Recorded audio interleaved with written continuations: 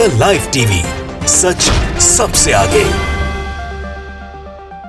दोस्तों, महाराष्ट्र की राजनीति पूरे देश भर में एक चर्चा का विषय बनी हुई है। असल में मामला क्या है कि जहां जहां ऑपरेशन लोटस के माध्यम से सरकारें गिराकर बीजेपी ने अपनी सरकारें बनाने का काम किया, वहां वहां उन राज्यों में बीजेपी के लिए मुसीबत बहुत बढ़ती ही जा रही है। कर्नाटक का परिणाम आपने देख ही लिया। ये वो राज्य था जो ऑपरेशन लोटस उसने पहली बार देखा था। उसके बाद मध्य प्रदेश में भी बीजेपी की मुश्किलें बढ़ी हुई हैं, लेकिन बात कर रहे हैं महाराष्ट्र की। महाराष्ट्र में सब कुछ ठीक नहीं है। एक लंबे समय से ये बार राजनीति की बात जो है वो आती है मीडिया के फोरम्स के ऊपर, सोशल मीडिया के ऊपर, और खास तौर के ऊपर जो न्यूज़ हैं, जो खबरें हैं, जो महाराष्ट्र से आती रहती हैं, वो शायद बीजेपी के लिए बहुत अच्छी नहीं है। और एक बार फिर से महाराष्ट्र की राजनीति में केंद्र बिंदु बन गए हैं शरद पवार जी। और बीजेपी और शिवसेना शिंदे गुट के जो मुख्यमंत्री हैं एकनाथ शिंदे जी, उन दोनों की एक मुलाकात हुई है और उस मुलाकात के कई मायने निकाले जा रहे हैं। जनसत्ता ने लिखा, महाराष्ट्र की राजनीति में आएगा ट्विस्ट, एकनाथ शिंदे से मिले शरद पवार। लोगों का कहना है कि बीजेपी सत्ता से जैसे बिहार में बाहर हुई नीतीश कुमार जी के बाहर निकालने पर, वैसे ही महाराष्ट्र में भी बीजेपी को बाहर निकाला जा सकता है और दोबारा महाविकास आघाड़ी की सरकार बनने की संभावनाएं प्रबल तौर पर दिखाई देने लगी हैं। वो सब कुछ क्या हो रहा है मैं आपको इस वीडियो के अंदर बताऊंगा। ये एक मुलाकात है, इसके अलावा सामना में छपा एक लेख है और शिवसेना शिंदे गुट के एक सांसद का बड़ा बयान भी है। वो सारी चीज़ें सुनने के बाद आपको समझ में आ जाएगा कि महाराष्ट्र की सरकार जिन मुसीबतों से, परेशानियों से गुजर रही है, वो कोई मामूली नहीं है और बीजेपी के लिए हर दिन शायद एक मुश्किल की तरफ बढ़ने वाला है। जनसत्ता ने आगे लिखा है कि एनसीपी के चीफ शरद पवार ने गुरुवार शाम महाराष्ट्र के मुख्यमंत्री एकनाथ शिंदे से सीएम के आधिकारिक आवास वर्षा बंगले में मुलाकात की है। एकनाथ शिंदे के मुख्यमंत्री बनने के बाद दोनों नेताओं की ये पहली बैठक है। दोनों नेताओं के बीच हुई यात्रा का उद्देश्य, ये वार्ता का उद्देश्य स्पष्ट नहीं है, लेकिन इस बैठक के बाद राजनीतिक गलियारों में चर्चा तेज हो गई है। शरद पवार जी ने इसके अंदर एक बात कही है कि वो किसी इवेंट को लेकर मुख्यमंत्री को इन्वाइट करने गए थे, लेकिन सब जानते हैं कि शरद पवार जी का जो कद है वो खुद इन्वाइट करने जाने वाला नहीं है। और ख़ास तौर के ऊपर जब इस तरह की सरकार बनी हो, एकनाथ शिंदे जी मुख्यमंत्री हो, तो आप समझ सकते हैं अच्छे से सारी चीज़ें। शरद पवार जी को महाराष्ट्र की राजनीति का एक बड़ा प्लेयर माना जाता है, देश की राजनीति के भी बड़े प्लेयर हैं। और उसके साथ साथ जिस तरह से उन्होंने अब मुलाकात की है, इस सब के बाद चर्चा एक बार फिर से गर्म हो गई है कि क्या महाराष्ट्र में जो बीजेपी की और शिंदे गुट की सरकार चल रही है उसमें सब कुछ ठीक नहीं है। क्या बीजेपी की और शिंदे गुट की सरकार वहाँ गिरने वाली है?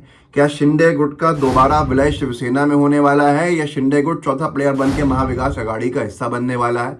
ये सारी चीज़ें तब हो रही हैं जब उद्धव ठाकरे देश में नहीं है, वो कहीं बाहर गए हुए हैं और उनके दौरे के दौरान ये सारी की सारी बातें हुई हैं। अगर ये लोग कहें कि पवार साहब कहीं से क्या बीजेपी के साथ मिलना चाहते हैं, तो उनकी मुलाकात बीजेपी से नहीं है, बल्कि उनकी मुलाकात जो शिंदे जी हैं, एकनाथ शिंदे जी, उनसे है जो अपने अलग गुट का नेतृत्व करते हैं।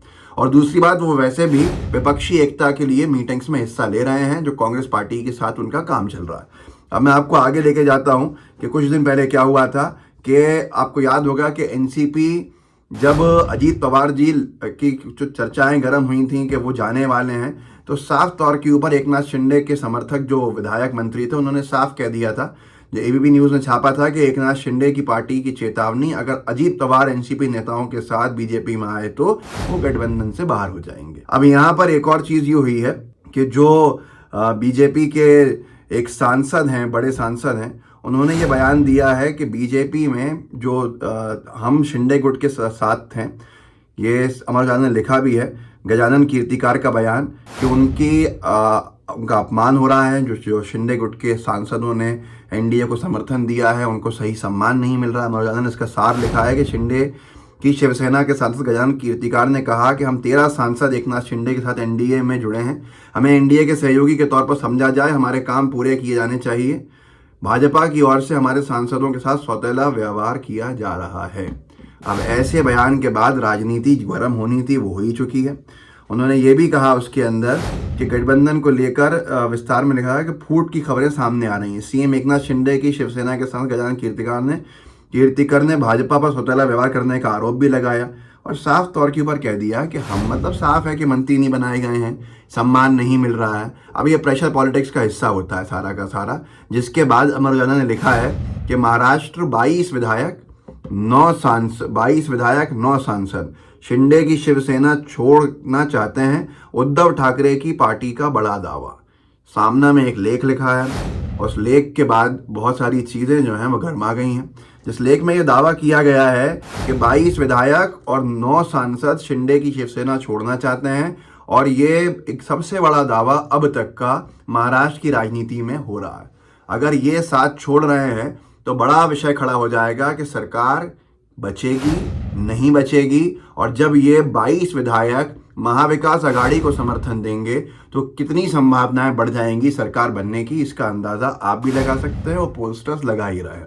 अमर उजाला ने इसको विस्तार में लिखा है कि विनायक राउत का ये दावा शिंदे शिवसेना के सांसद गजानन कीर्तिकर के उस बयान के बाद आया है जिसमें कीर्तिकर ने कहा था कि भाजपा द्वारा शिंदे शिवसेना की अवहेलना की जा रही है। अब सीधे तौर के ऊपर वहां दावा किया है, और ये उद्धव शिवसेना के सांसद जो हैं विनायक राउत, उनका दावा है कि भैया 22 विधायक और 9 सांसद पार्टी छोड़ने की तैयारी कर रहे हैं शिंदे गुट के, और सीधे तौर के ऊपर शिंदे शिवसेना के 13 में से 9 सांसद उद्धव ठाकरे की शिवसेना के संपर्क में हैं। अगर ये होता है तो ये सबसे बड़ा राजनीतिक उथल पुथल होगा कि बीजेपी एक साल भी इस सरकार को नहीं बचा पाई, और ये जो स्थिति बनी है, बहुत सारे लोग जहाज से कूदने लगते हैं जब जहाज डूब रहा होता है। कर्नाटक के चुनाव के परिणाम आने के बाद से ही ये डेवलपमेंट सामने दिख रहा है। कर्नाटक और महाराष्ट्र राज्य जुड़े हुए हैं, सीमाएं कनेक्ट हैं इनके, ये सीमावर्ती राज्य हैं अपनी एक दूसरे की सीमा से।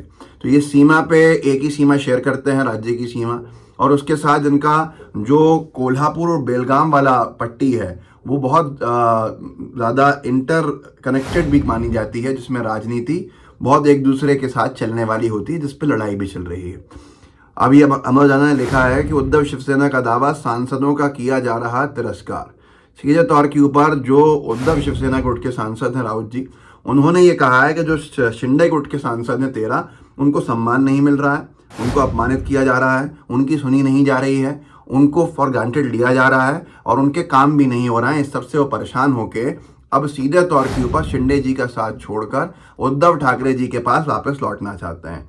हिंदुस्तान ने इससे पहले एक और बात छापी थी कि अब भाजपा और एकनाथ शिंदे सेना में रार, 22 लोकसभा सीटों पर दावा ठोका तो फडणवीस ने दी सफाई।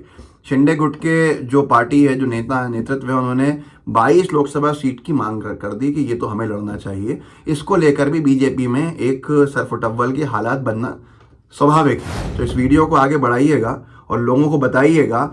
जो अमर उजाला ने लिखा था इस पूरे के पूरे मामले पर अभी 4-5 दिन पहले कि शिंदे गुट के एमपी बोले हमारे साथ सौतेला व्यवहार कर रही बीजेपी, सीट बंटवारे पर नया फॉर्मूला स्वीकार नहीं। अब ऐसे में क्या होगा सरकार का, सरकार कहाँ जाएगी, महाविकास अघाड़ी की संभावनाएं कितनी बढ़ेंगी, इसका अंदाजा आप लगा सकते हैं। इस वीडियो को आगे बढ़ाइएगा, लोगों को जागरूक कीजिएगा, व्हाट्सएप ग्रुप्स होंगे उनमें शेयर कीजिएगा, लाइव टीवी को सब्सक्राइब भी कीजिए, बेल आइकन भी दबाइए। जय हिंद, जय भारत। द लाइव टीवी, सच सबसे आगे।